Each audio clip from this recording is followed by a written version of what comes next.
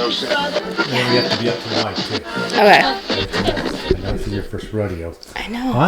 I'm actually busting out with the new Scotch I haven't tried yet. I thought this would be a good opportunity to try it.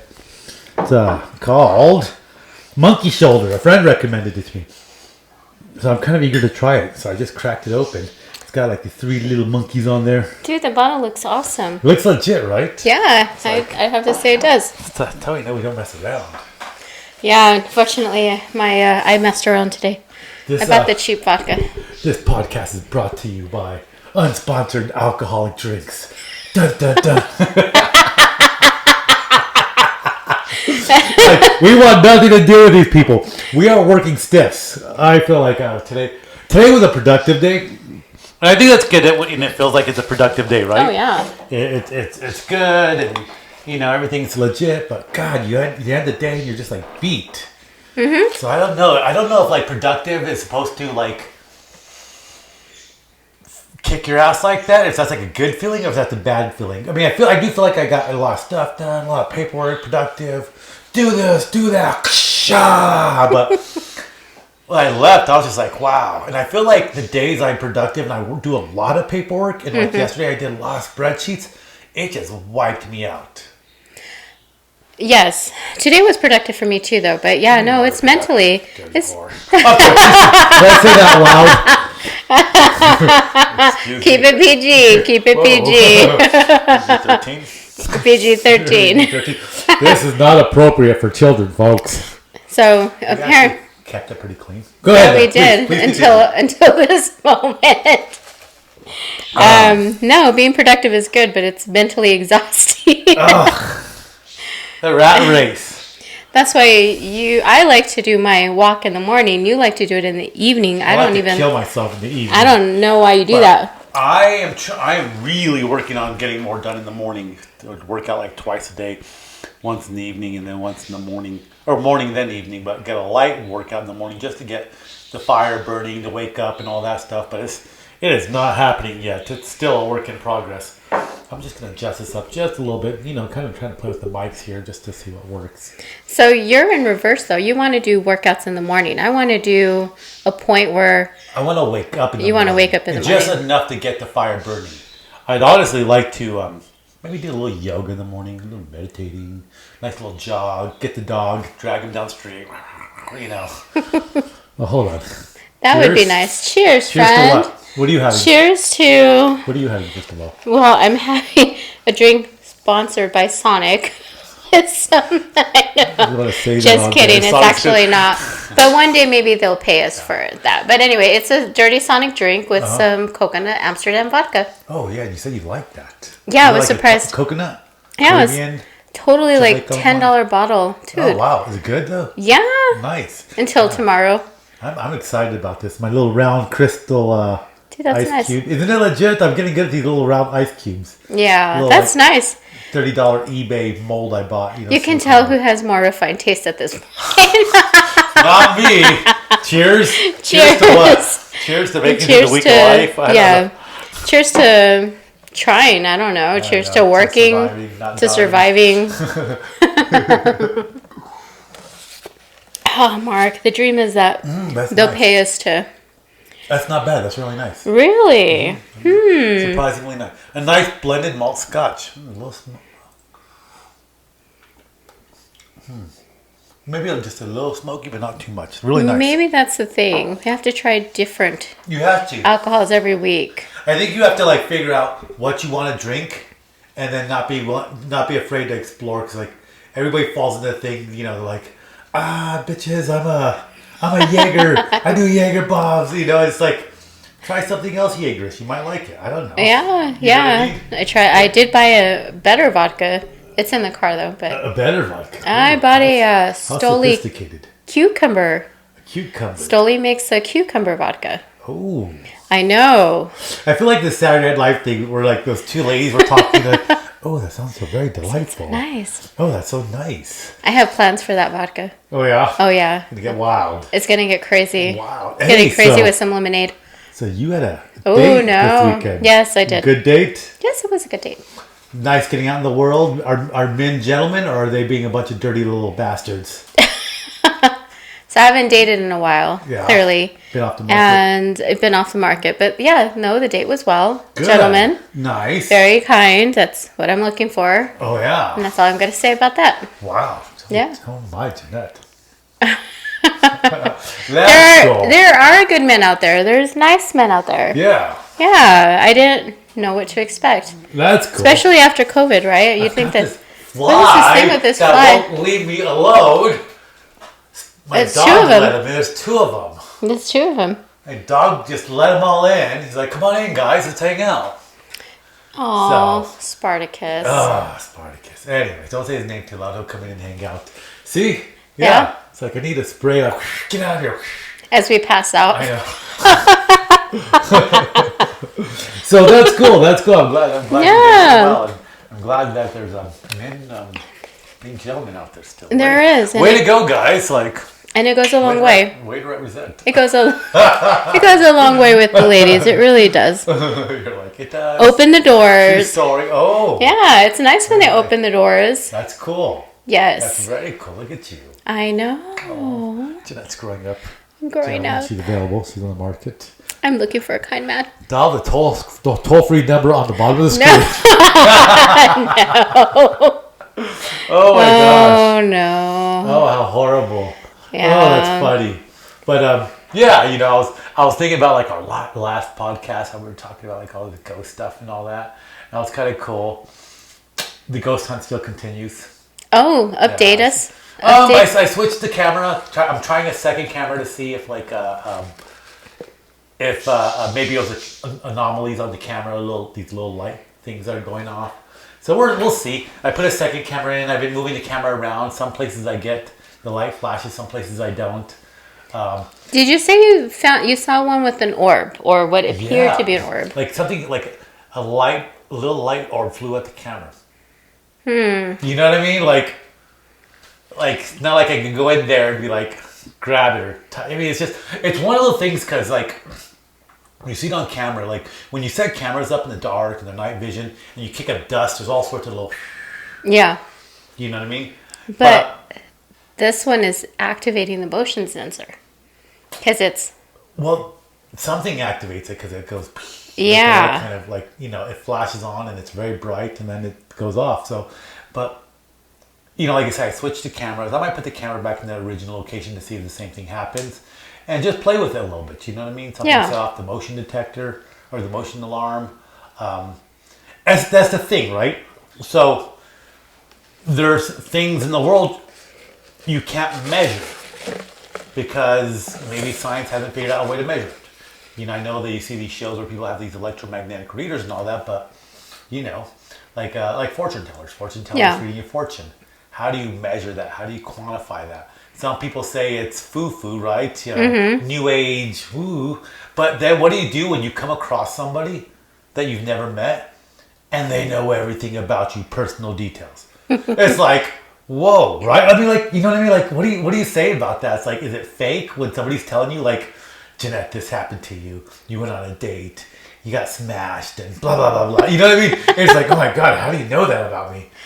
And that person's never met you. You don't give them the date of birth. They don't have enough time to look you up. And even like, I think about my social media doesn't have like my personal life. I mean, I do stuff like I play rugby and skydive and all that, but it didn't have. But those are things that anyone could probably figure out. Like look up online Mark's sleeping pattern. Mark's, this. Mark's that. Who's Mark's dating today? I don't even put it on my Instagram or anything like that. So it makes me think like, oh man, like. That's very interesting how like psychics or people who have who can do tarot card readings and how it can be very close to the truth. Right. Like, I don't know. It can be spot on, but like so if you were told something spot on, like saying I'm reading your fortune and I can see your aura and I'm like, Jeanette, you just got a promotion and your job's going to be very successful or blah, blah, blah. I don't know. Something personal to you. Mm-hmm. You know what, Jeanette? You have terrible nightmares every night. Like they tell you something and you're like, I don't tell that to anybody. Yeah. It's like from a scientific perspective, how do you measure that? Do you know what I mean? Because science is all about data. Yeah. and you prove it, you quantify it, you can put it on paper, you can test it. How do you test something like that? I wouldn't even know. I wouldn't even know how to begin. Yeah, with ghosts, I don't even, other than what people capture on camera, and even then, that's like left for interpretation. It's left to interpretation. So I was just thinking about that a little bit. And it made me laugh because I was like, here we are, we're doing like this podcast, and we're talking about all sorts of good stuff. And I don't know, I just thought it was kind of cool, and think about like here, I'm always thinking about like business stuff, being successful, giving people advice on being successful, and sort of a little ghost thing while we're at it. You know what I mean? Like, I don't know. Just like, Oh, I think it's fun. I think it's unique, and I think there's a lot of things here in Las Cruces that we can continue to explore. I think we should, because it's fun. Yeah, I think it's fun. Everybody has to have their thing, because we were just talking about like how we've been crazy busy. God, we worked our asses off. It's just been busy. We're exhausted, and I think you could be a professional, a young professional, even an old professional. You can be that person, and you can still balance your life with your interest, whether it's ghost hunting, whether it's staying physically active, whatever just floats your boat. There's no right or wrong. Who's anybody to judge you for what you do in your spare time? That's true, and you should, though. You need to have that balance, because it can't just be all about work. No. You'll go crazy. I mean, days are busy enough. Ugh. Yeah. Yeah, no. Yeah. As Jimmy Fallon skit goes, ow, ow, ow. How funny. I know, but you have to have your thing, I guess. You know what I mean? Absolutely. So that's why I work out in the evening. Yeah, you could actually lift the arm up here in the middle, like push it up like right here. Oh, there we go. And you can kind of get it to raise up some. There we go. You're getting the hang of it, Smalls. I am. So. But so I was just thinking about that. You still want people to be successful. You still want people to go after their dreams. Still takes hard work. Whether you have to go to school, whether you're being an engineer, whether you're whatever you do. But you still need to make time for yourself, and I really think about that. Even going out and having a drink, you know what I mean? Like, I've always been a proponent of like, just go have a drink. One or two doesn't kill you. Some people can have 3, 4, 5, or a dozen, and it doesn't faze them very much. Just be responsible, right? Right. Just have a good life and be responsible. Yeah. No, I think it's important to have something outside of work. Yeah. I think and right. Get together with friends. That's kind of probably my favorite thing. Watching movies. Oh, that's like, I got to stay. How funny.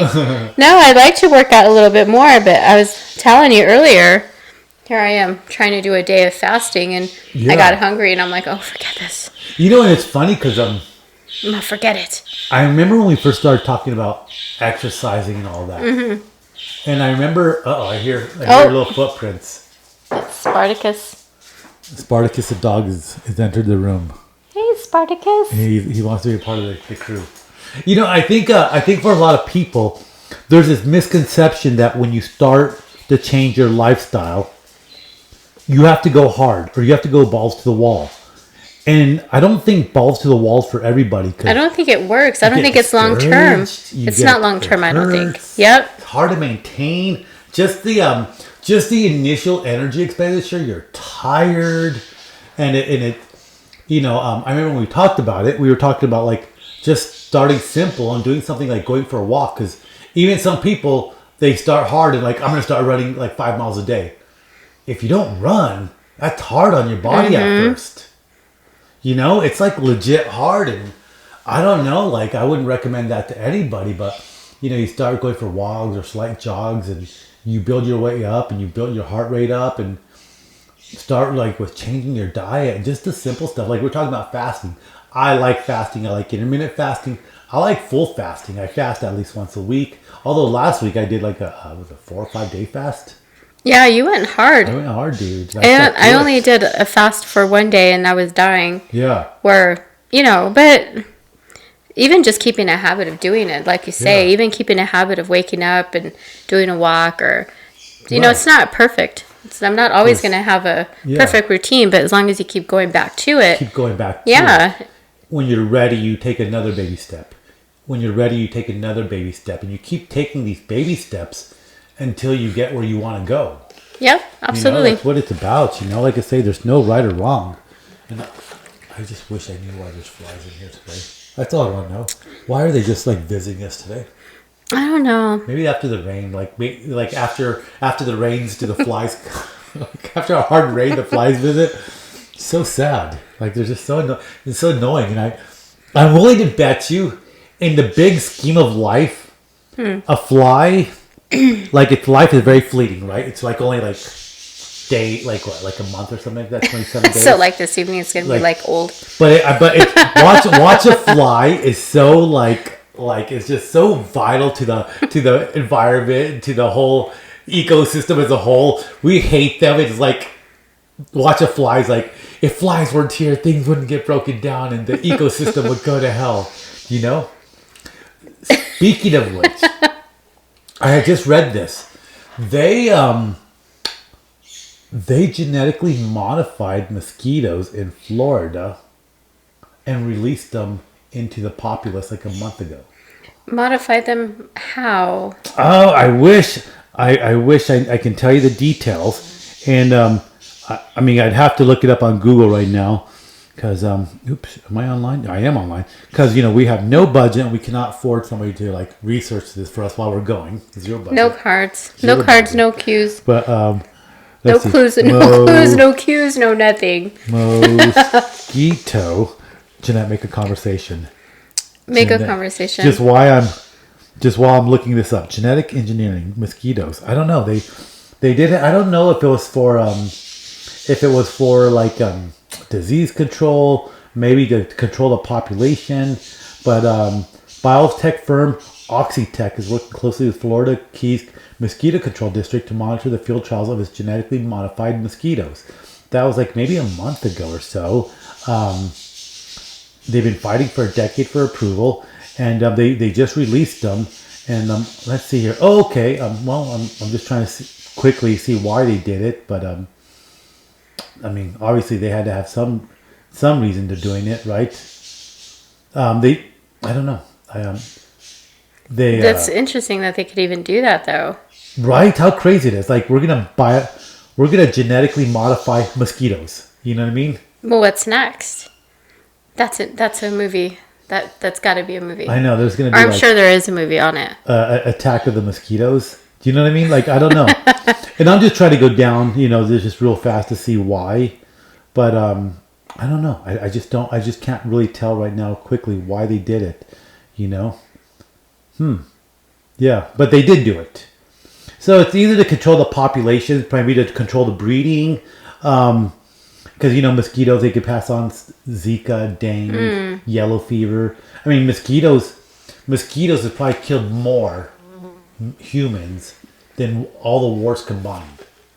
Think about that. Mosquitoes. Malaria. Yeah, Have you ever? I've seen a big mosquito, like a monster big. Like a monster big mosquito. They can get like super super big. Yeah, I've had one land on my arm when I was in Mexico one time. I'm still trying to see, but yeah, like I mean. Yeah, I heard like up in like Alaska and stuff like that. They're just like, mosquitoes the size of birds, and they just get your jugular and they just drain you, and you're like, maybe not that bad, but that's they're just monsters out there. You know what I mean? They're like a straw. Like, excuse me. It's like, whoa. That like sucks you from all of your blood. Like, well, okay, no pulse left. But no, like mosquitoes. You think about. Like with all the diseases and everything that they pass. Malaria. Like how many people have died from those diseases passed on from mosquitoes? I mean, who knows what unheard of disease will come out next? I mean, imagine if COVID was passed on by mosquitoes. Man, and you saw how fast COVID spread. Because remember, COVID, we heard about COVID I remember hearing about it in December in China. I was reading, I read a lot of overseas news in December, and it came here like around February, March-ish. And within 3 weeks, everything shut down. Mm-hmm. Like it landed in Oregon, and it was still in Oregon at a nursing home. And then we finally heard about the first person to get it in California from was it community spread or something like that? You remember that? I do remember that. And it just happened so fast. All of a sudden, there, it just exploded. March, all of a sudden, March 2020, it was just done. We were Oh my closed. God. And here we are, you know. So from there, it just blew up, and it was just like, oh my God, you know. So can you imagine if mosquitoes had done that? Jeez. Yeah, you know. That's crazy. I feel like I have glitter on my face. Yeah, It's face, like an orb. Like an. Now I understand cameras. Glitter. You know, so. Like, what kind of job does she have? I know, right? Have glitter in her Whoa, face. I don't know. Administrator over I don't there. know. My goodness. You know what I mean? So yeah, so it's just kind of crazy, but yeah, you know, mosquitoes. So genetically modified mosquitoes now. What's next? You know, genetically modified flies. I don't know. I think there's a lot of possibility for the good of man, but there's also a lot that can go wrong. I mean, so have you heard of CRISPR? CRISPR. Okay, CRISPR is interesting. They've been doing it for a long time. Okay, what's that?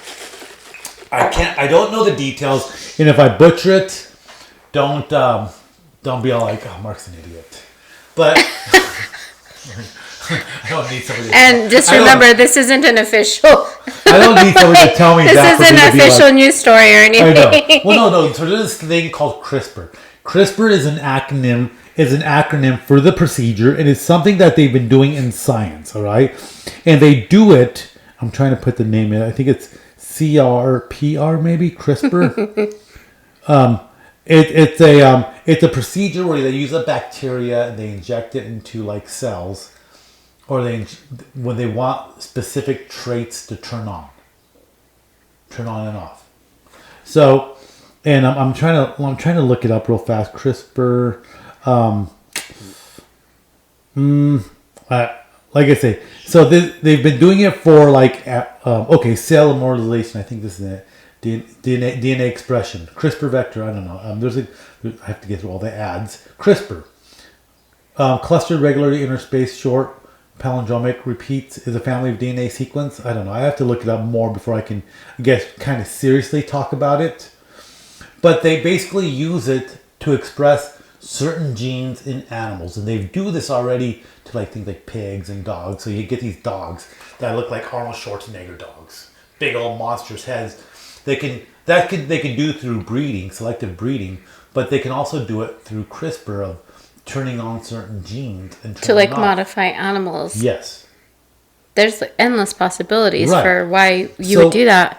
Right. So there's endless possibilities why you would do that, and so this already been going on, and it's apparently not like a new thing, but it was only done in the realm of science and academia and all that for like studies to, for whatever reason, who knows. But the fear is now that science is getting good at using CRISPR to turn on certain genes, who's going to be the first person to use it on a human? Who's to say it's not happening right now? I mean, anything like, you know, China's out there. In China, I don't want to say like China's a black hole but they can do stuff and nobody would ever know. It's like the old Soviet Union used to always do stuff and nobody ever knew until like decades later. They can say we want to make super soldiers, and they use this CRISPR to like on people that are pregnant to make genetically modified babies. Imagine next time you're in labor, the baby's just coming out. Get out of the way! I don't need your help. Cut the umbilical cord with its own teeth. You know, like get out of the way. Let me show you how we do it. He tied a knot on it himself. Let's modify babies so they can deliver themselves. I know, right? Make it easier for mothers. It's like it's like let me open this thing up. Like the alien coming out. But so there's this thing called CRISPR to genetically to get certain genetic sequences or genetic markers to express to give you like animals that are more masculine or bigger, or to get certain traits to turn on. And it's just weird to think, what if somebody starts doing it to humans? I think that's probably already happening. You probably just don't know about it. I mean, you can do a lot with that. You could. I should have got a coaster. But go ahead. No. Yeah, you can do a lot with that. Oh no, you're messing up your table. Who's gonna use it for good and who's gonna use it for bad? Well, you could also use it to like turn off certain genes that maybe you're predisposed to, like for diseases. Right. illnesses. Okay. So if you could test, I mean, who knows? It might be too late at this point. But if you could test a fetus and determine what they're going to be predisposed to, then could you act quickly and turn off certain genes that would express those illnesses? I mean, it's possible. It's right? Yeah. Who's to say, right? And be like, Jeanette, we determined that your baby's not going to be very smart, but we're going to go ahead and turn that gene off. Why does my kid not have to be smart? Why do I get the dumb kid? With the use of your helmet, your kid's got a fighting chance. Your kid has no chance of being a good human being because it's going to come out real dumb. So, if you had the chance, Jeanette, to modify your child to would be you do it? Well, yes. And not only that, your labor is not going to be paid free, but the kid's going to help out. The kid He's going to jump out. The kid is going to be modified to, take itself out of it. Push down. No, your kid did all the work. Your kids are. The baby's out. He is? Did himself. Huh. Yes. And he cut his own umbilical cord. I wanted to cut it. Dang it. But I don't know. China, and you think about China, China's already, they just put a rover on Mars. I mean, just like a year and a half ago, they sent a satellite to take pictures of the far side of the moon. They're making leaps and bounds, and I think as any country and civilization should, but they did that. I mean, a lot of saber rattling going off in the Pacific. Do you keep up with any of that? I do not. Do you not What do I keep up with? So the big thing's always been Taiwan. Since the Chinese Revolution, right? You had the Maoist forces that took over, and that's the start of the Chinese Communist Party, right?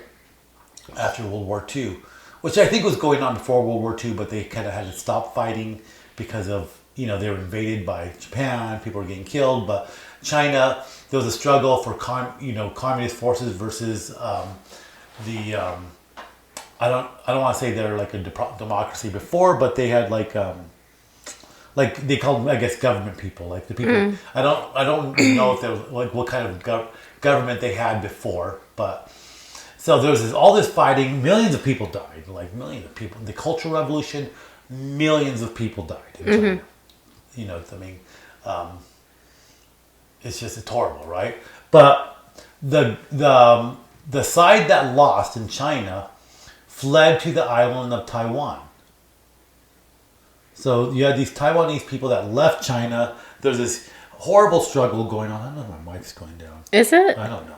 I'm working on this stuff. But there was this horrible struggle going on. And, for what government we're going to have in China. Not us, but the Chinese people.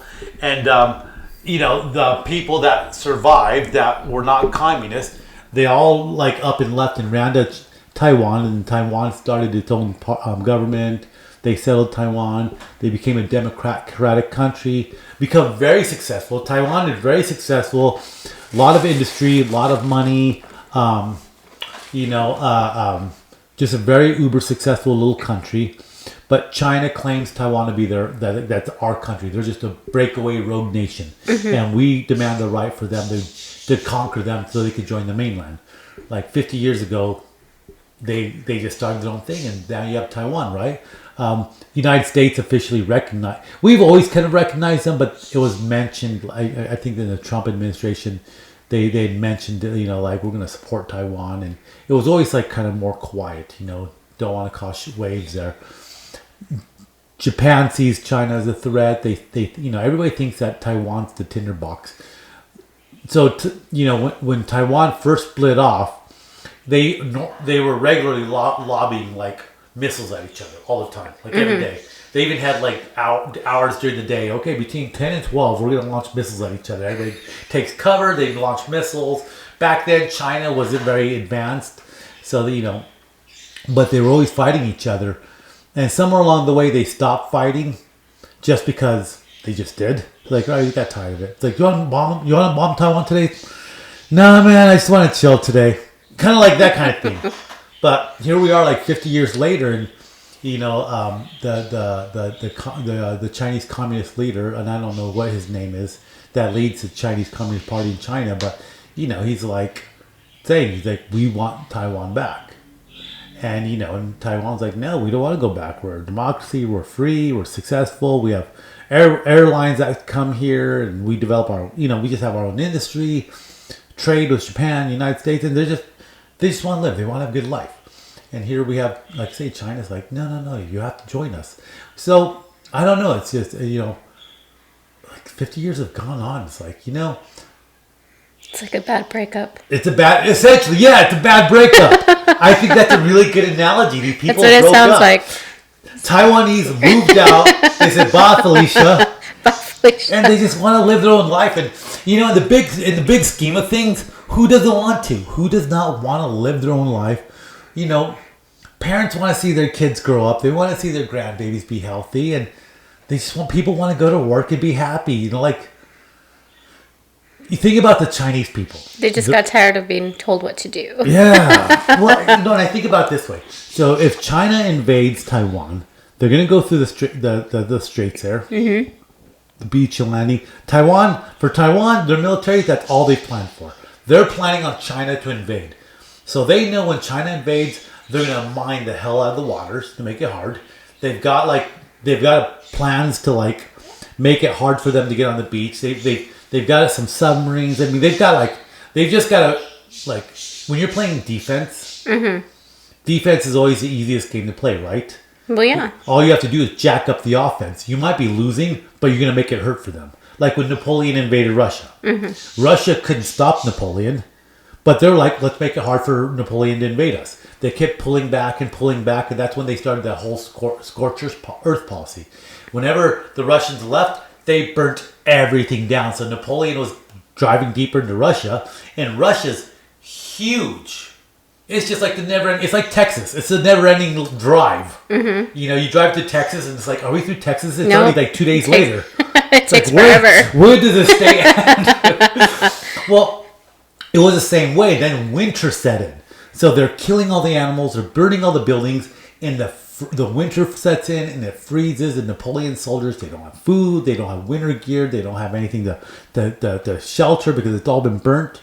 So playing defense it's kind of easier, right? I'm going to have to remember this when I play Civilization. I know, right? Yeah. Yeah. I haven't played that in a long time. Wait a minute. Hold on. So you think about Taiwan, a little island. It's like, well, China's going to invade us and kill us all. Boom, defense. All we have to let's mine the hell out of the beaches. Let's mine the hell out of the waters.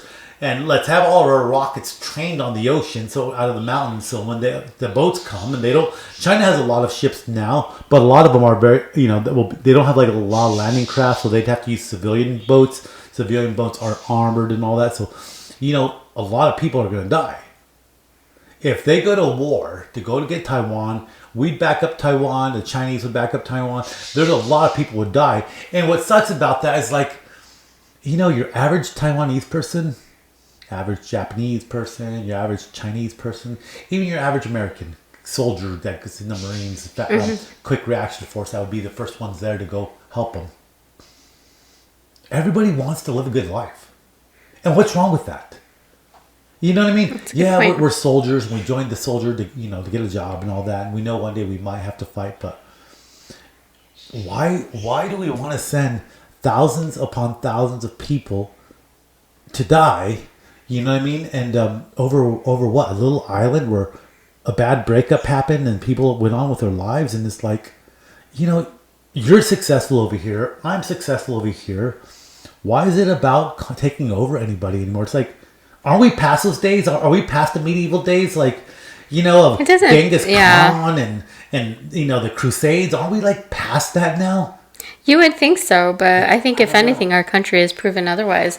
I've always thought that we were, but we've seen it here where you think that people just want to let people be and live their life, but I don't know. There's those people they call Karens who just care too much to not let other people. Yeah, I don't know if they care. What is the? I don't know. They just want to control. And what is that? I think about the founding fathers Just want to control people. There's people out there who just want to control people. They want to tell you how to live your life because they think their way of life is better or might be better for you. I don't know. I don't know. What is it about anymore? Like, you know what I mean? If I go to work, I live my life. I don't bother you and I do my thing. Who am I hurting? That's true. You know what I mean? And I'm not going to the local convenience store, knocking them off, getting a couple dollars, not beating people up to steal their cars. And what does it matter? I don't know. There's people out there who just want to hurt other people. So I just don't get that either. And, you think about the Middle East, or not the Middle East, China, Taiwan, the Pacific. God, that would be a devastating war. It'd be huge. China's got a quarter of the world's population. Do you know what I mean? It would just be terrible. And you think at some point, like, as humanity, we would just get past that. There's just so much to do. There's, every country has people starving. Every country has children on the street. I mean, outer space is a wide open frontier. Richard Branson this weekend. Virgin Galactic. He made his first space tourism trip up into outer space. Like, there's so much positive going on in the world, and yet we're still living in a world where people just can't let bygones be bygones and let your neighbor live his life. And those people left your country because they didn't agree with you, but now they live in a little island. Let them be happy. Come on, what does it matter now? I don't know. I'm telling you, people just... What scares me... And I just read this, on I was reading this article on my phone, and I mean, it's one thing I do is I'm trying not to be a news junkie, and I think you have to be careful with that because you can just get bombarded with news. But I don't remember what this came out of, but Washington, the Washington Post or the New I don't know, but an article did catch my attention that said like, be worried about the next 9/11. Because it's going to be worse now that we've pulled out of Afghanistan, because the Taliban are taking over Afghanistan again. Oh, I saw that. They're just being ruthless. I saw that article where I think the last general withdrew from Afghanistan. Was it this week? Mm-hmm. Yeah. And I'm going to get a little more Scotch. And the Taliban are going back into they're making headway there. They're very aggressive, and it kind of goes to show what somebody can do if they believe in something. I totally believe, good or bad. If you fully believe in what you're doing, you can just, you're almost unstoppable. Yeah, manifestation. I'm telling you. Yeah, manifestation. You know what I mean? I mean, that's the secret right there. Manifestation. Right? But you have these people, the Taliban, and they believe in what they're doing, and they believe in their ideology, and they're coming back into Afghanistan, and they're killing everybody. The article I read said like 30 some odd government forces were trying to surrender to the Taliban, and they just executed them all. Bam, bam, bam, bam. And they're taking over Afghanistan again. And, I guess it wouldn't be a bad thing. Except, here, when they're coming in, they're like, oh, you're a woman? Sorry, Felicia, you're staying in the house. Yeah, that's terrible. Barefooted. What does that say? Barefooted, pregnant? Pregnant, no rights. No rights, and you're staying in the home. Girls can't go to school. They wear the face, the garb and all that. And you know what? If you believe in Islam and if you believe you should be wearing that head garb, more power to you. But should someone force you to do that? No, absolutely not. Yeah. So I think it's kind of scary to think that this is coming back out again, and they're ruthless about it because we've been at war with them for 20 years. So somebody that's been fighting for 20 years, they get good at fighting. They get good at terrorizing. So what's going to happen next? What's going to be the next 9/11? It's scary to think, and it's... Well, it's definitely scary to think, and it's also scary to see that even within our own country, like every weekend there's shootings. Like people dying from shootings have gone up this year. Yeah. It's Yeah. And I wonder, is it gone up or is it just being broadcasted more? perhaps it's kind of like the same thing that's happened with the cartel in Juarez when it got Dude. crazy. I mean, it was like almost every day. But you know what though? If you talk to anybody In Mexico, yeah. You talk to anybody in Mexico right now, they say it's worse now than it ever has been. So at first, when all that cartel stuff in Mexico happened, it was very shocking. Oh, totally. I mean, beheadings, the Zetas. They were all that doing stuff. it. They were doing it out in shooting public. in the tourist spots after a while. There, it was like nuts. Dead bodies everywhere, and they became a way of life. But it only escalated. But it's been going on for so long that it's kind of desensitized. Not in the news. I used to subscribe to a chat group. And this chat group was specifically about the violence in Central America. And I would get videos every day until they disbanded it because it was too violent. Oh, wow. How freaky. And I cannot tell you the level of disgust I felt for what's going on in Central America. Wow. And I feel I have a very high, not tolerance, but I could stomach it. If I see it, I'd be like, oh, that's gross. Oh, I can't believe it. But the stuff that they were doing to each other, I mean, they were just beheading people. They were like, I saw a video of a man skinning another man while he was alive. That's so heartbreaking. I can't watch that. Again, medieval. Like, they would crush a person's body so much that like they could just take the skin off the bone. Oh, that's awful. And they would do stuff like that. And like people with technology is wonderful and all that, and I think technology is great, and you can communicate with people and all that good stuff. But here they are like videotaping it while it's happening, and somebody would upload this video, and you're like, that just happened 5 minutes ago. That's just such a hateful thing. I mean, there has to be like definitely. I mean, I don't care if it's a whatever turf, whatever. I mean, I also kind of think that there's like a level of hate when people do that to each other. And it's a very scary thing. I think it's a level of evil. It's definitely, whatever it is, evil, hate, it's awful.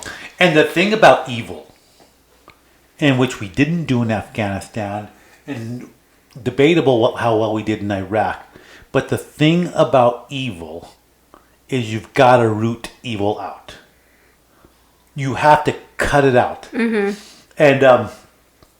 it was, I don't know if it was Sheridan or if it's Sherman.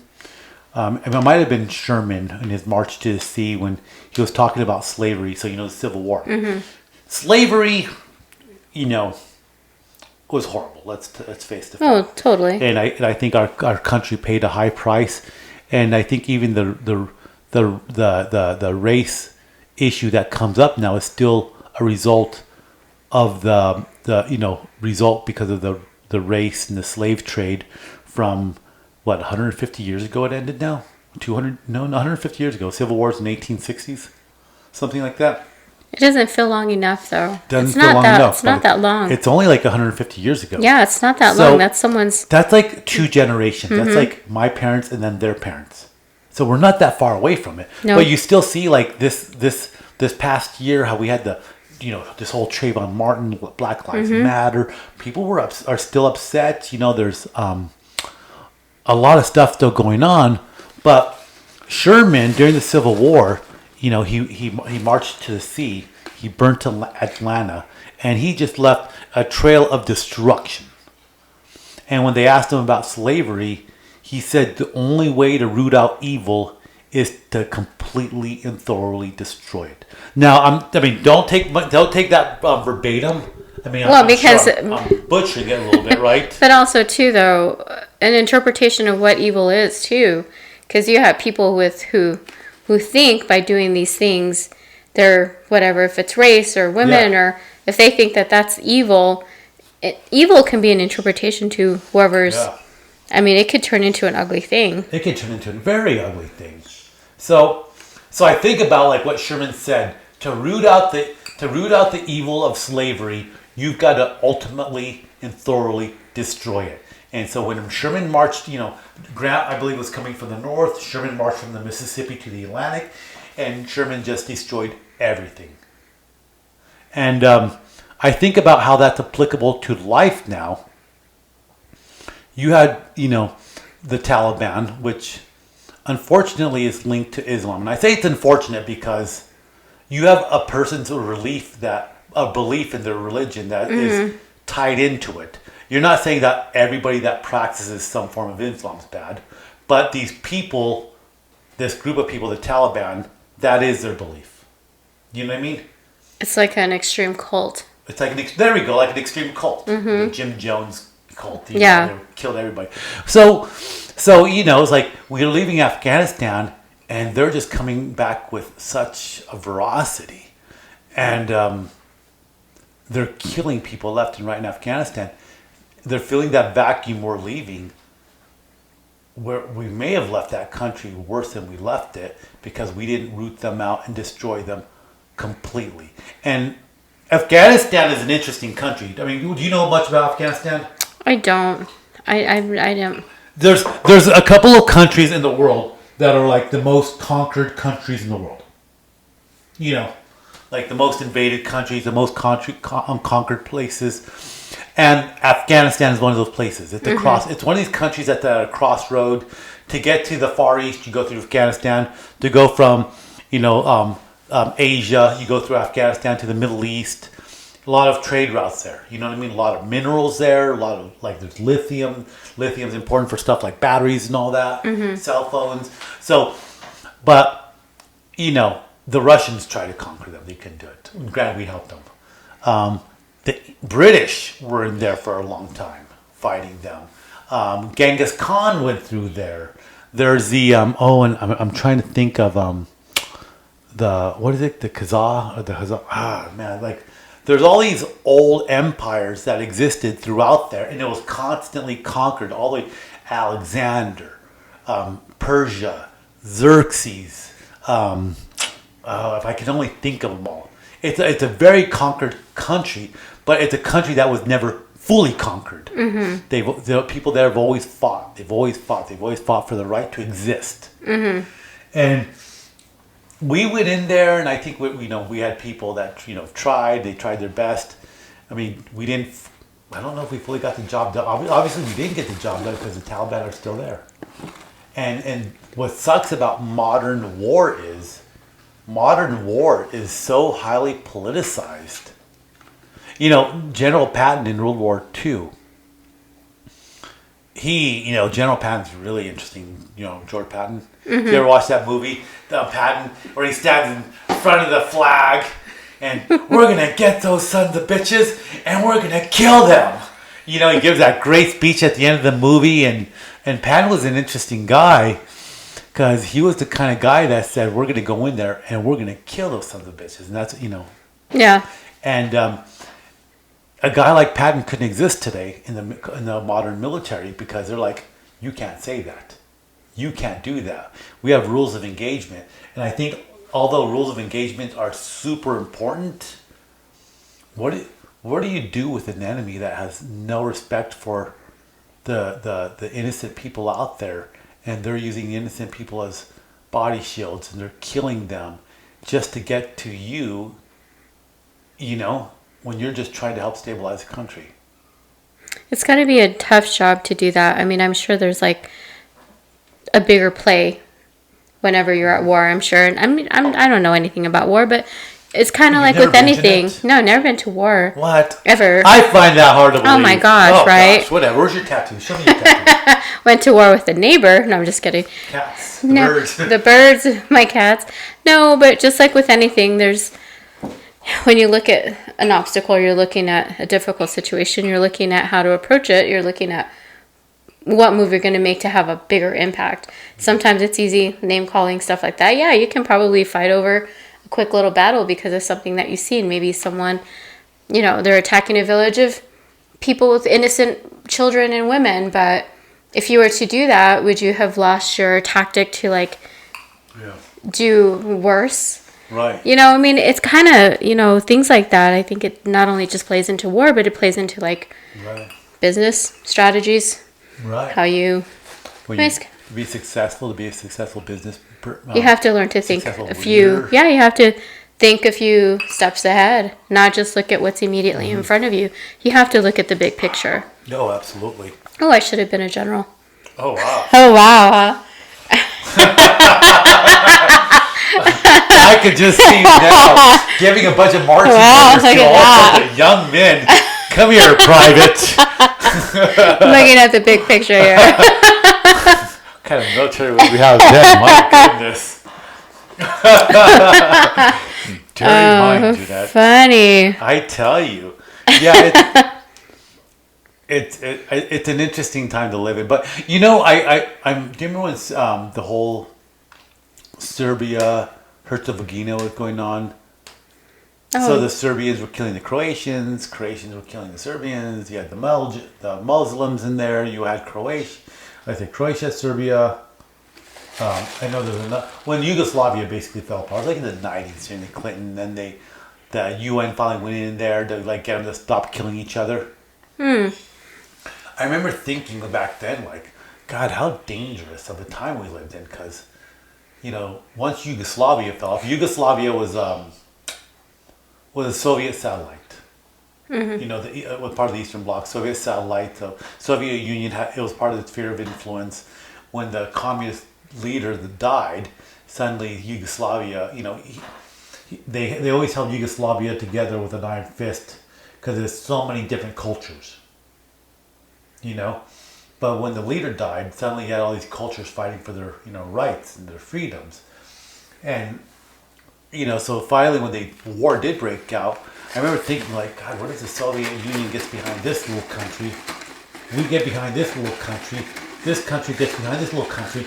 And suddenly you have a massive war breakout over this little region in the Balkans, which happened to be the same place where World War I started. Oh, wow. Which eventually led to World War II.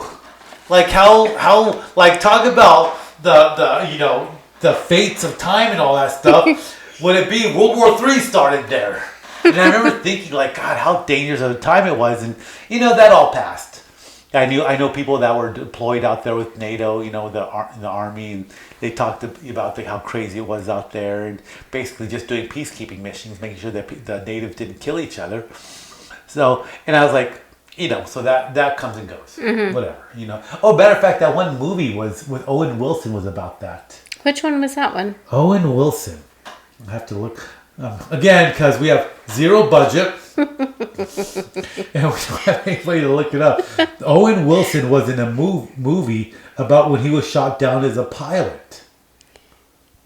Do you know what I'm talking about, right? I don't think I've seen that one. I'm gonna find it here. It's not Zoolander. It's not. It's definitely not Zoolander. No, it's he was not a pilot. But it was based on a true story.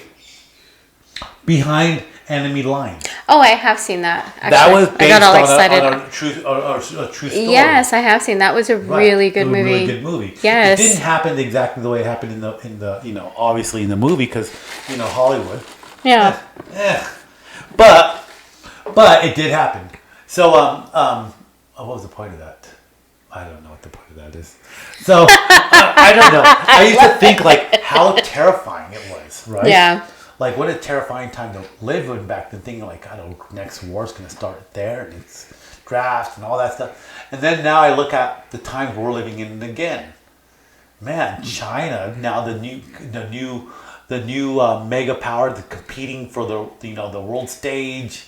You know, Taiwan is now that tinderbox, and God, like if World War III breaks out again, would Soviet Russia back up China? Like, you know, Soviet's only a shadow of its former self, but China's, you know, they're trying to catch up technologically. We're the only remaining superpower. We have our allies and all that, but God bless it. What if Taiwan did happen? What would happen? Do you know what I mean? Yeah. Talk about dangerous times. Let people live their own lives. Let people be happy. Come on, just, you know. That's the theme. What's going to be next? That's the theme. What's going to be next? You know what I mean? Like, what's going to be the next nation to be like, I don't know, you know, like. Well, I think I've said this before to a friend. We live interesting times. I think we've seen a lot in our time. I talk that way all the time, and it's a very peculiar thing because, I actually was talking to someone I had kind of met at Ole Messia. We were talking about the time when he was around when Kennedy was shot. Wow. That was a big deal. Mm-hmm. I mean, it's still a big deal. It is a big deal. People still get heated about it. Who did it? Why? And all that good stuff. I mean, living through a time like that, and when you think about it, so we've lived missile crisis. Yes. Yep. So, there's so many little stories about the Cuban Missile Crisis. Okay, so there was the blockade of Cuba, and so Kennedy had to be very careful about it all. They didn't call it a blockade; they called it a quarantine. Mm-hmm. I think it was because they didn't want it to be a military blockade, but we used military ships to completely surround Cuba and quarantine them. Mm-hmm. I think I'm saying it right. Right? Quarantine, or what do you mean, the blockade? Was it a blockade? But they didn't call it a military. There was a certain ways that they phrased it. So now I'm looking it up. You know what I mean? Let's see here. He was very Kennedy was very smart in the way he handled it. Right? I just want to look at one thing about that real fast. Cuban. I'm gonna look it up as blockade because because the name of it was very important to show that it was not a military operation. Mm. Do you know what I mean? Yeah. I'm just looking it up and it. Again, if you know anybody that wants to work for free for us, there will be free booze. So it's a block. So it was called. Was it called a blockade or was it called a quarantine? I'm not even quite sure. And the term blockade was problematic. Okay, this is what this says, and I'm using Wikipedia, which is not the best source, but according to the international law, a blockade is an act of war. So they didn't call it a blockade. But the Kennedy administration did not think the Soviets would be provoked and attacked by a mere blockade. I'm just looking it up right here. I want to say they didn't call it a blockade, that it was called a quarantine or something like that. Just so that it would not be considered a military act. Yeah. So, first of all, we prevented war by using words, by using language. Well, just like anything, you got to choose your words wisely. So then, you had the American Navy, patrolling the waters around Cuba, preventing anybody from going to shore. Anybody carrying weapons going to shore. But there's a story about a Soviet submarine, and again, I'm going to butcher the hell out of this. So, the American ship, I don't remember if they were shooting shots across the bow of another ship. So what it is, when they shoot shots across the bow, it's like, hey, pay attention to us. If you don't pay attention to our radio commands, we're gonna fire a couple of cannon shots across the bow, not hitting you, but close enough to scare you to be like, pay attention. Mm-hmm. We're telling you to stop. So there's a Soviet nuclear submarine, and I don't remember if they heard that or if they were being depth charged, and they heard the explosions.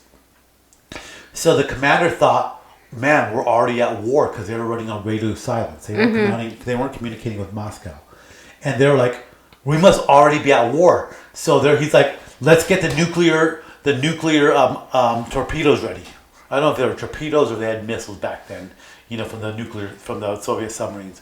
But they had something nuclear. He's like, let's get them ready. Let's fire back. It's starting.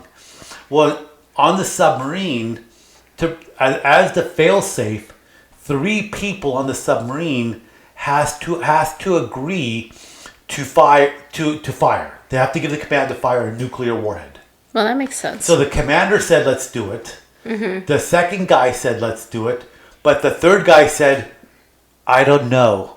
We should have heard something from Moscow. Mm-hmm. And him dissenting on the decision to fire a nuclear warhead prevented a nuclear war. That's just like one story. One story out of a million, not a million, but a lot of stories out of the Cuban Missile Crisis. Like, do you know what I mean? Yeah. Even Kennedy, like the way, so he reached out to Khrushchev, I believe it was, right? And coming behind as working back channels and saying like, look, you don't want a war and I don't want a war. Kind of just levels them. Like, you don't want a war, I don't want. You don't want to be the ones that come off saying that you're losing. We don't want to be the ones that come off saying that we're giving in to you either. Mm-hmm. So they had this back channel deal saying, if you pull out of Cuba, we've got these old missiles in Turkey, these nuclear missiles in Turkey. We have these in Turkey that you don't like. Well, they're old and we have to take them down anyways. So because, they're old, we probably would have put new ones in. But if you pull out of Cuba, we'll just scrap those. Mm-hmm. And we'll call it square. You don't have to, if you don't admit it in the news, we won't admit it in the news. And so they came up with this whole back channel deal saying like, okay, so you're saying you're going to pull out and we're just going to go ahead and pull those nuclear missiles out and we're not going to tell anybody why. It's just done. What's good for the goose is good for the gander. Neither of these world leaders wanted a war that was going to be mega devastating. But they came to, like, it's like, I don't know, what's that saying? Cooler minds prevail? Yes. You think about your people, how many people would die? And it's like, it goes back to this whole thing. Aren't we past this? We've gone through so much. Like, aren't we better as a civilization, You would think. You would definitely think. Yeah. But even with something like that, I mean, the people that were around during that time, I mean, they've witnessed a lot of, monumental historical stuff. I had a friend, he would tell me that as a little girl, she would have dreams of the bombs falling. Oh my gosh. Because it was just such a big deal in her time. She was older than I was. She said, I dreamt of the bombs falling and us dying. How scary. Because it was such a real thing back then. Well, yeah. Oh, speaking of that, the gentleman that I was talking to over the weekend, he was saying that, like during school, he remembers like the drills to duck and cover. I did those. Like it was gonna do anything. I'm like, I guess, but I guess it makes kids earthquake drills. Yeah, it makes kids feel safe, I guess. But your desk isn't gonna protect you from anything. Oh, you're just. I have the most amazing lead desk everywhere. Get underneath it. But going back to your point, saying like that, people have seen a lot. Think about in our life. We're pretty close in age. No, you're older than I am. I forget. I am older by a year. Dude, a year. Like decades and years. Shush. A year. My God. But, and I remember telling, there's this kid that used to sublet a room for me when he was a young kid. And I remember talking to him about it and being like, I remember the Challenger exploding. Yes. Watching it on TV at school. I do remember that, and I didn't exactly understand the significance of that, but all I knew is that there was a teacher, and it was like a big deal. People were crying in school. Yeah, and it was just like, okay. Do you remember the fall of the Berlin Wall?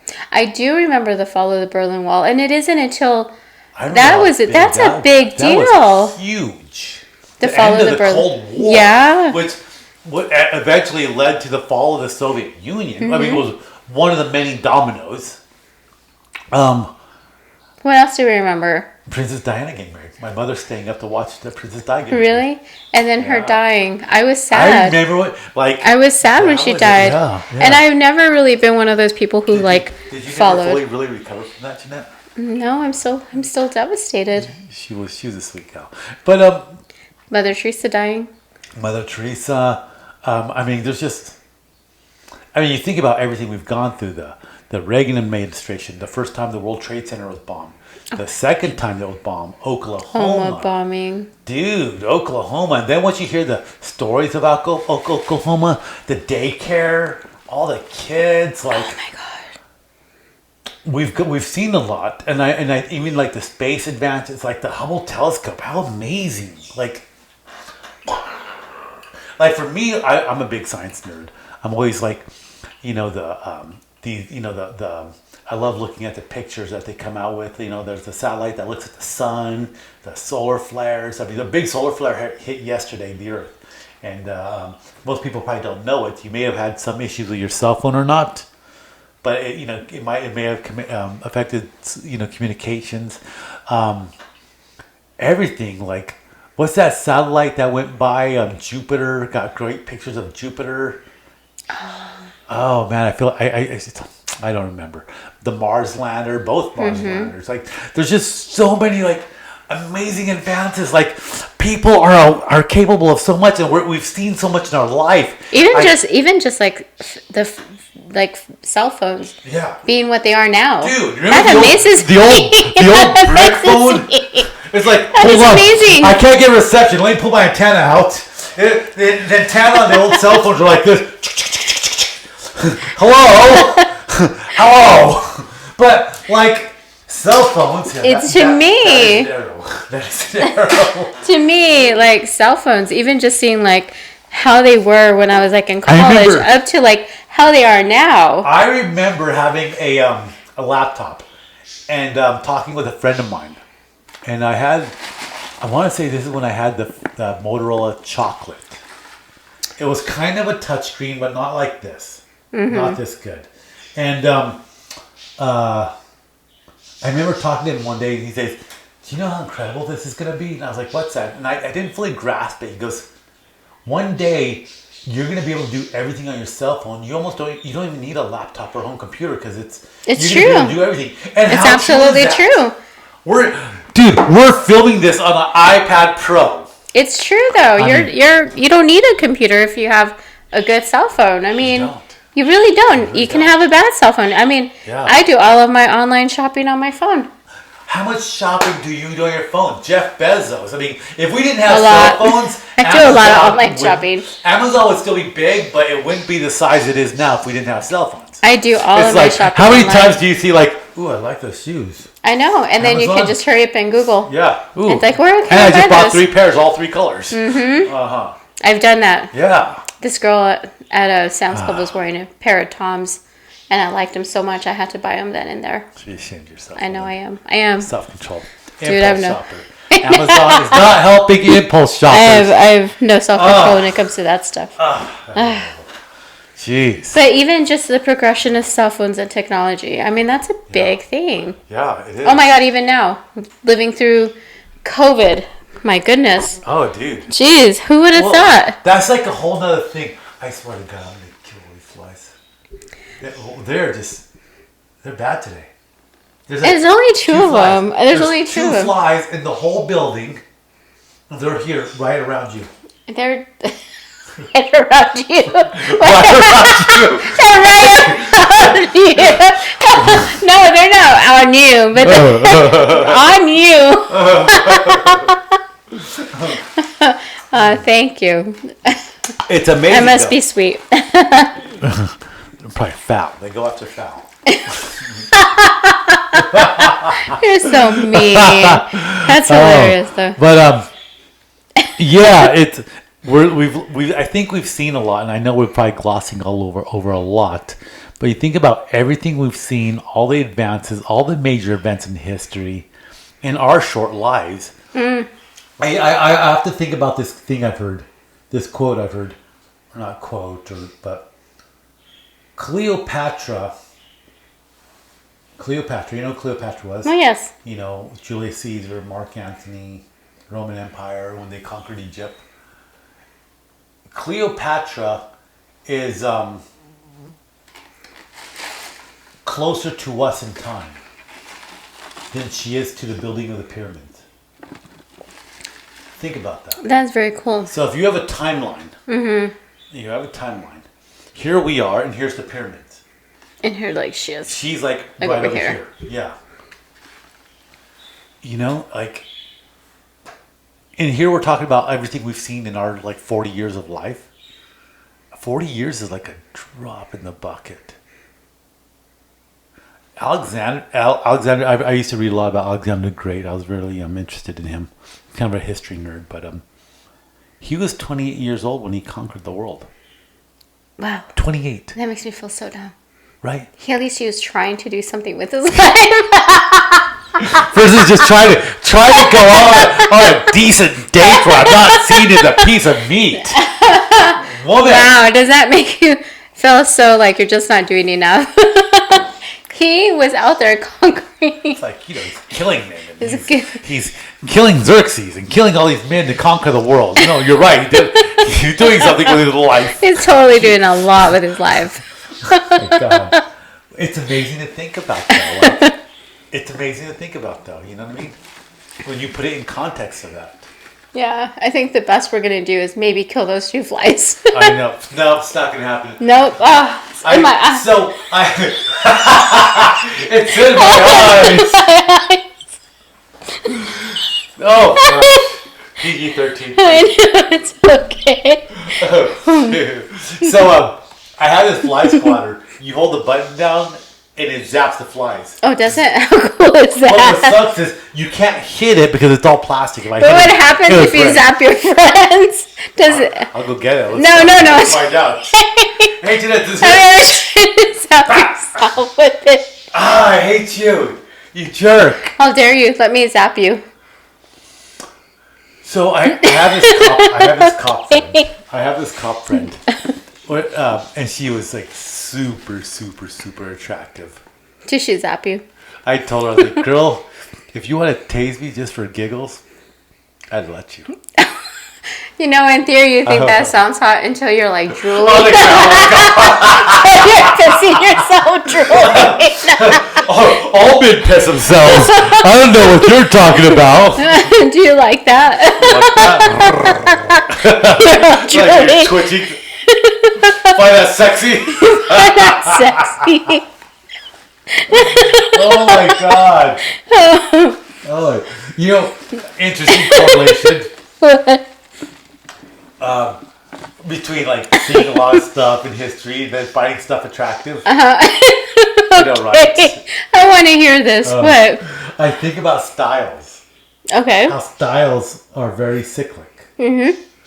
And I remember wearing very like skinny jeans.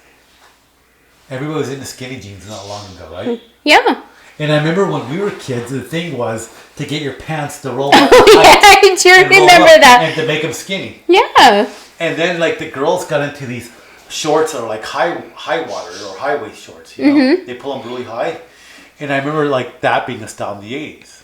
Yeah. And you know, just I don't know. I just thought of that for some reason. Like just thinking about all that right now, it's like scrunchies, and then bell bottoms came back, and then it kind of progressed to like wide leg, and then it was kind of like bell bottoms, like in the 90s during the grunge era, right? And then something happened where, well, and then there's boot cut, right? A skinnier version of bell bottom, right? But all of that came back. It's all cyclic. It all comes and goes. Like, it really does. Like, I don't know. I always wonder what's going to be the next biggest fad. These crazy kids. Well, you know, it was, what was it, goth?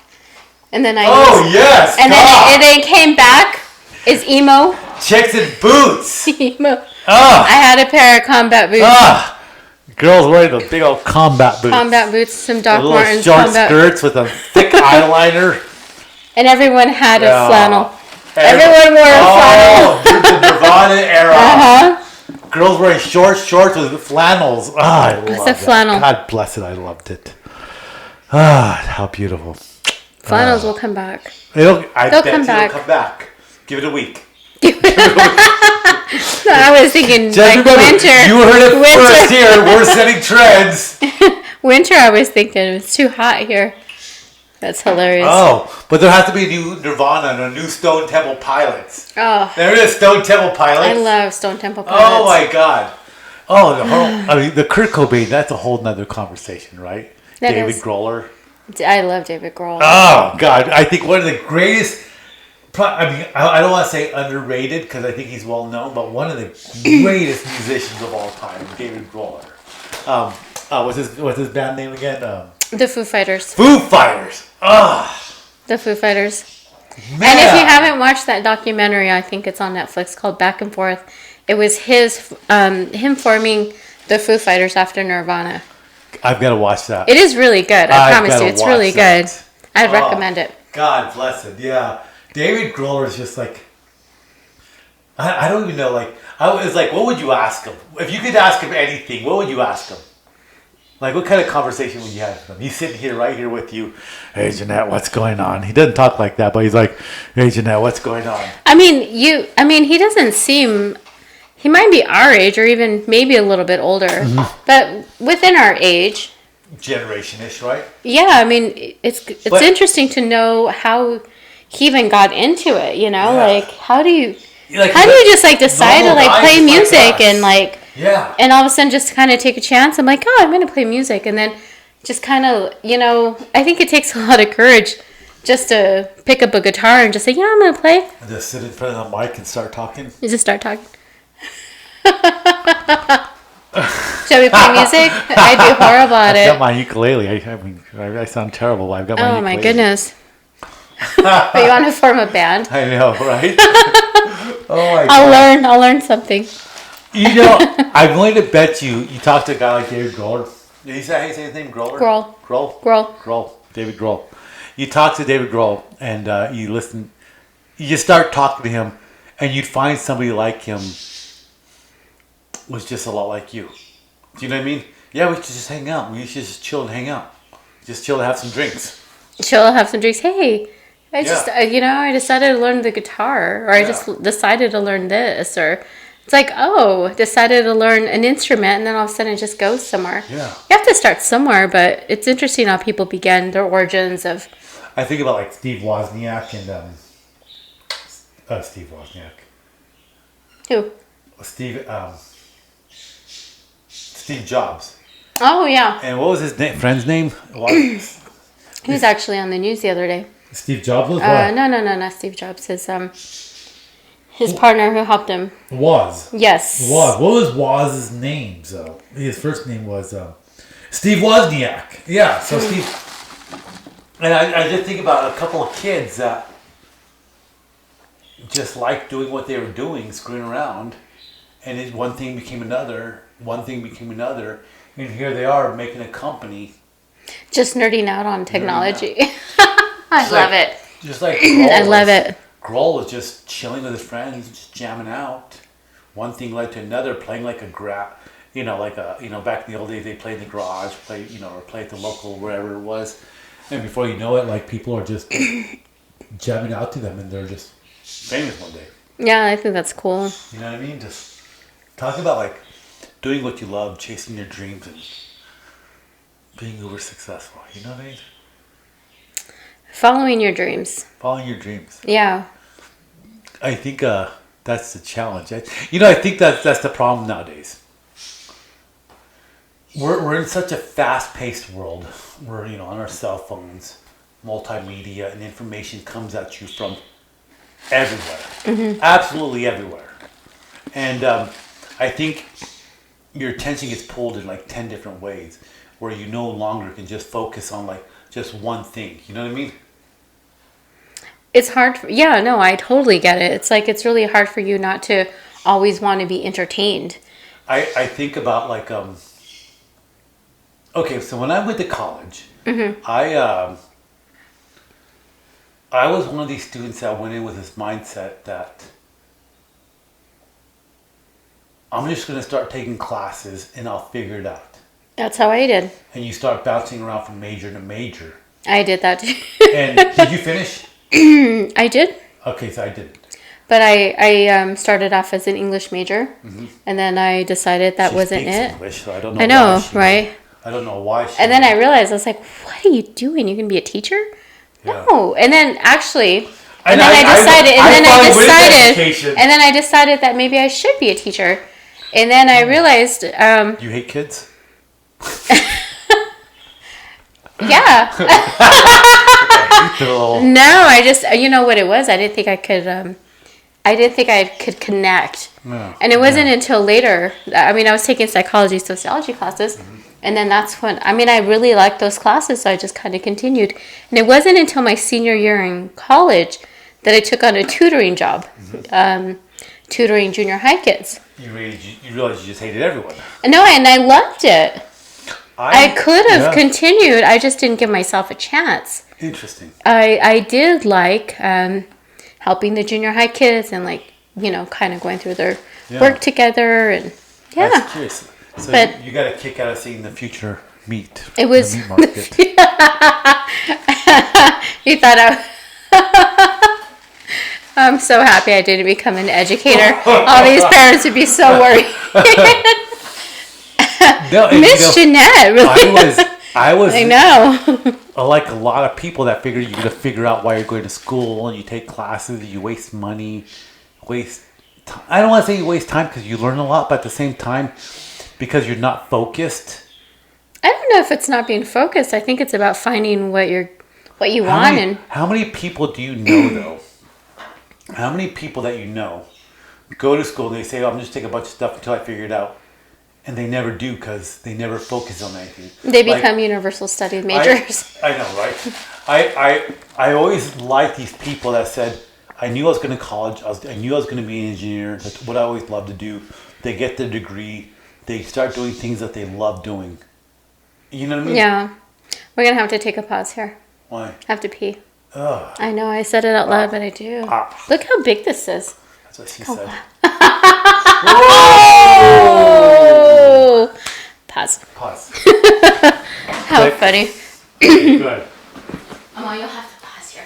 And pause. And pause. Honestly, I guess I could keep on talking. Jeanette had to go.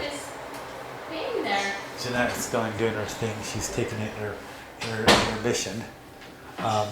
You know, I don't know how many people listen to this yet. You know, I think we have a very small fan base, and this has been a very interesting thing to start doing. Like, you know, here we are trying to figure out how to operate our mics. Good Lord. Ugh. But, you know, I think you can do whatever you want to do. And, you know, there's no right or wrong way. I don't believe, you know, there's just no right or wrong way to do anything, to live your life, to be successful, to be happy. I do think there's this idea that, you know, you're talking about everything we're talking about tonight. It's like you can be happy and let other people be happy. You know, let people live their lives. You don't have to be Karen. You don't have to be this country trying to impose on another country, but you know, you can definitely find your way in the world. You know, if enhancing somebody else's life is not your thing, if you know, not everybody's meant to help everybody else, because maybe that's just not your thing. Maybe you're quiet. That's fine. But I think we can all find our own way and be successful. You know, and it's not easy. You know, it's definitely not easy. But ooh, roll me out this way. No, I know, right? You know what's interesting? Do you remember that old MTV Love Line? It's Drew, what's his name? Oh yeah, Dr. Drew and Adam Carolla. Yes. One of their guests was Rodney Dangerfield, the comedian. Yeah. You know, and quirky humor, whatnot.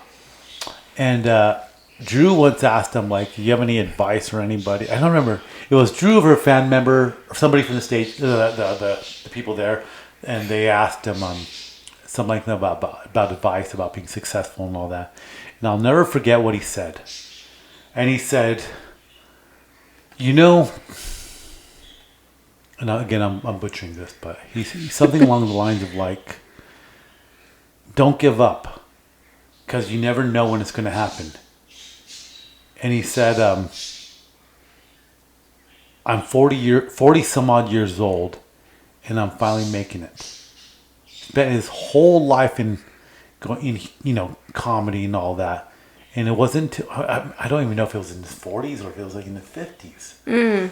But he finally made it. But he spent better part of his life trying to make it. And like his message was like, don't give up. I like it. You know, and he's like, I'm living proof. If I can do it, it took me this long to do it, but if I can do it, so can you. You know?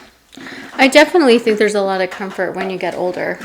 I think you become a little bit more sure of yourself, maybe a little bit more dedicated to what you want to do.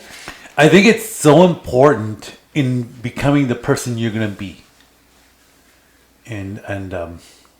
But you have to make those mistakes. And I think people can beat themselves up for... You can beat yourself up. I didn't do it, I didn't do it this way. I'm trying to think about how to phrase it, you know, because we all hit different levels at our own pace. Absolutely. Just because you're a teenager doesn't mean you have a teenager mindset when you become a teen. I was a late bloomer. I've always considered myself to be a late bloomer as well. You are a late bloomer. And, you know, like... Not all teenagers become adolescents at the same time. Not all adolescents become a young man or a young woman at the same time. Not everybody becomes that man or that woman at the same time. You go through phases in your life where you're trying to figure it out. You're trying to figure it out. But hopefully you let those decisions soak. You let those mistakes soak. Hopefully the people that is mentoring you, the things they tell you sink in, and you take it to heart so that one day you do become that person you're meant to be. You know what I mean? And you're there, and you can start making an impact on the world. I think that's good. I think this should be your final thoughts. Wow. Honestly, I like the way it sounds. Yeah. I don't know what else we can say to make it. You know, everything. You know, what else can we say? Everything's going to happen when it's meant to be. And like I say, I'm thinking of Rodney Dangerfield. You know, not all of us are going to be like Zuckerberg and make it in the 20s. Not all of us are going to be like, I don't know how old Bezos was, but in our 30s, in our 40s. But you don't give up. You know?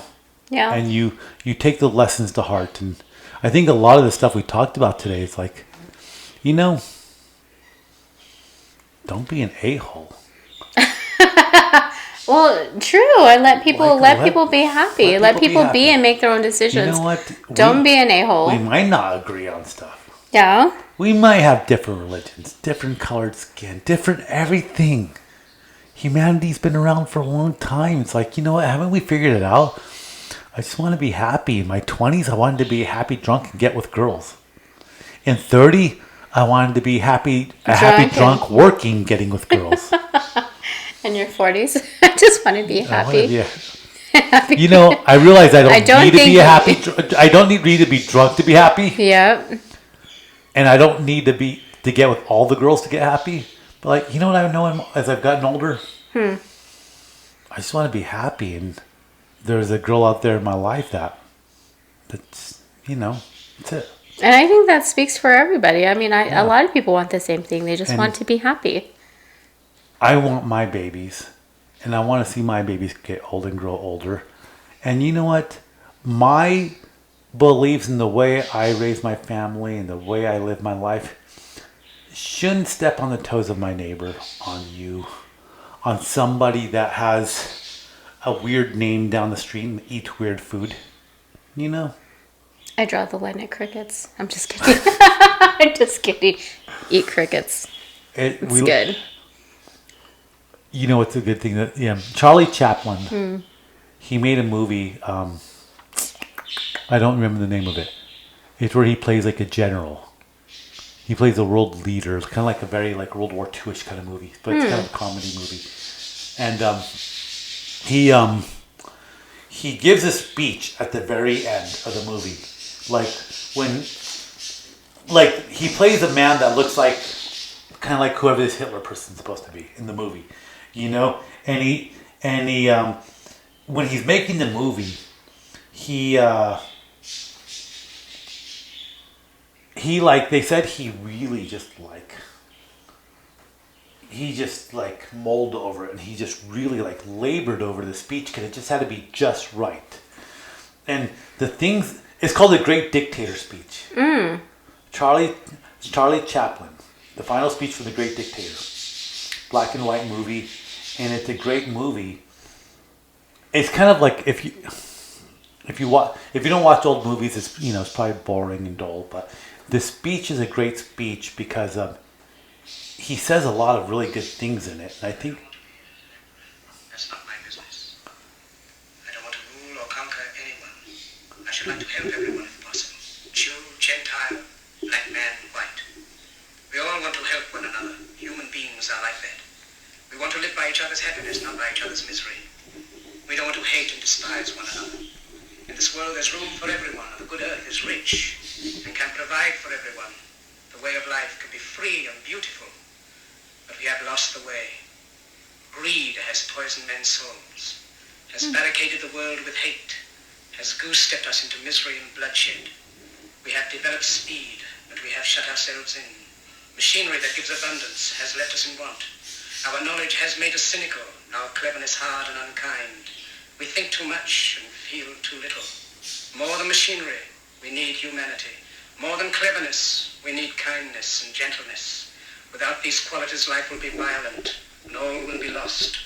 The aeroplane and the radio have brought us closer together.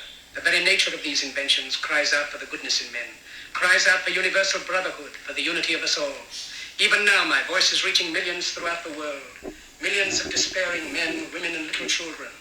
Victims of a system that makes men torture and imprison innocent people. To those who can hear me, I say, do not despair. The misery that is now upon us is but the passing of greed, the bitterness of men who fear the way of human progress. The hate of men will pass, and dictators die, and the power they took from the people will return to the people. And so long as men die, liberty will never perish. Soldiers, don't give yourselves to brutes. Men who despise you, enslave you, who regiment your lives, tell you what to do, what to think, and what to feel, who drill you, diet you, treat you like cattle, use you as cannon fodder. Don't give yourselves to these unnatural men, machine men with machine minds and machine hearts. You are not machines, you are not cattle, you are men. You have the love of humanity in your hearts. You don't hate, only the unloved hate, the unloved and the unnatural. Soldiers, don't fight for slavery, fight for liberty. In the 17th chapter of St. Luke it is written, the kingdom of God is within man, not one man nor a group of men, but in all men, in you. You, the people, have the power to create machines, the power to create happiness. You, the people, have the power to make this life free and beautiful, to make this life a wonderful adventure. Then in the name of democracy, let us use that power. Let us all unite. Let us fight for a new world, a decent world. That will give men a chance to work, that will give you the future and old age a security. What a great speech. I like that. I think some 40, 50 years ago kind of just says it all, though, doesn't it? Yeah. I like it. Very applicable to what we talked about today. Oh, absolutely. I think it's a good way to end it. Good way to end it. All right. Well, I'm just about done with Scotch, so... Cheers. Cheers. Until next time. Till next time. Let's not wait 2 or 3 weeks. We'll be back on soon. Jeanette, it was cool. Keep it real, homie. That was fun. That was fun. Yeah. Cool.